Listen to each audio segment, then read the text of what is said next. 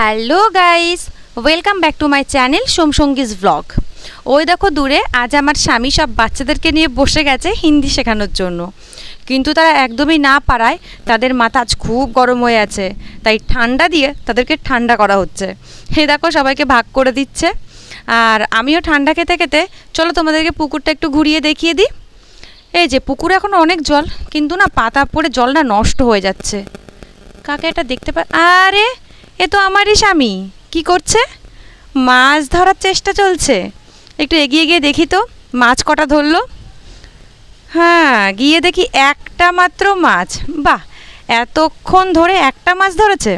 গ্রামের মাছ কিন্তু খুব চালাক হয়ে উঠেছে। বিয়ের পর আমার স্বামী কিন্তু একটা চাকরি পেয়েছে।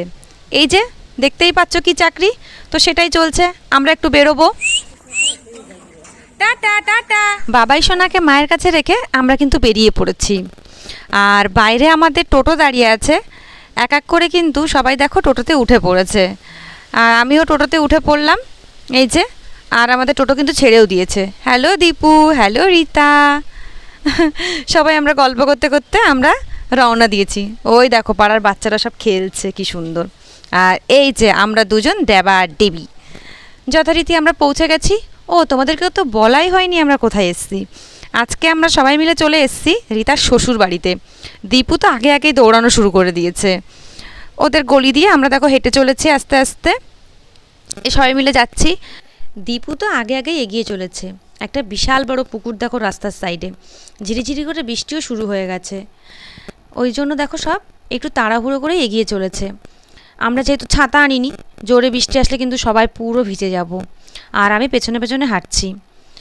এই দেখো রাস্তার সাইডে দেখো কারেন্টের যে পোলগুলো থাকে সেগুলো দেওয়া রয়েছে। ওরা দেখো সবাই বাড়ির মধ্যে ঢুকে গেছে, আমিও পেছনে পেছনে আসছি। বৃষ্টিটা খুব একটা অসুবিধা হয়নি, ঝিরিঝিরি বৃষ্টি ছিল, রাস্তাঘাটে খুব একটা কাদাও হয়নি, তাই জুতোগুলো দেখো নষ্ট হয়নি। তো আমরা সবাই পৌঁছেই গেছি। এসেই দেখি রীতা তার শাশুড়ি মায়ের সঙ্গে হাতে হাত মিলিয়েছে কাজে। আর এই দেখো ওর ঘর, একটু ঘুরিয়ে দেখিয়ে দিই। এই দেখো এখানে রয়েছে একটা আলমারি, খাট, পাখা ঘুরছে, গরম আছে কিন্তু বৃষ্টি হলেও। আরও যে একটা শোকেস, একটা সাইকেল। ও এখানে বেশি দিন থাকে না, তাই ঘরটা খুব একটা গোছানো নেই। এই যে দীপু খাচ্ছে মুড়ি, খাচ্ছে না গুনছে দেখো, দেখে বোঝার উপায় নেই। আর আমাদেরকেও দিয়েছে, খাচ্ছি, আমরাও খাচ্ছি, এখানে খাচ্ছি আর গল্প করছি। আর এই যে দীপুর পিসো চলে এসছে ওর সঙ্গে মুড়ি গুনতে। এই যে রাস্তার সাইডে যে পুকুরটা দেখেছিলাম না, ও জানলা দিয়েই দেখা যায়। এখন আর দেখো বৃষ্টি নেই। তো আমরা ওদের সঙ্গে গল্প টল্প করে খাওয়া দাওয়া করে আমরা একটু পাড়াটা ঘুরতে বেরিয়েছি। এই দেখো দেখতেই পাচ্ছ এখন আকাশের অবস্থা কেমন, কত ঘন মেঘ হয়ে আছে, যখন তখন বৃষ্টি আসতে পারে। তাই আমরা তাড়াহুড়ো করে বাড়ির দিকে রওনা দেব। আমাদের গাড়িও চলে এসছে, সবাই উঠেও পড়েছি। আর আসার সময় দীপু আর রীতার জায়গাটা অদল বদল হয়ে গেছে, তাই ওরা একটু দুজনের মধ্যে একটু ঝগড়া করে নিল। এই দেখো এবার আমরা টুকটুক করে বাড়ির দিকে চলে আসব। তবে হ্যাঁ বন্ধুরা, আজকের ব্লগটা আমি এখানেই শেষ করছি। কেমন লাগলো অবশ্যই জানিও। আর হ্যাঁ, আমাদেরকে দেখার পর আমার বাবাই সোনার মুখের হাসিটা তোমরা দেখো। আর যদি ব্লগটা ভালো লেগে থাকে তাহলে অবশ্যই like, comment, subscribe and share করে দিও। পরবর্তী ভিডিও নিশ্চয়ই পরে আসবে।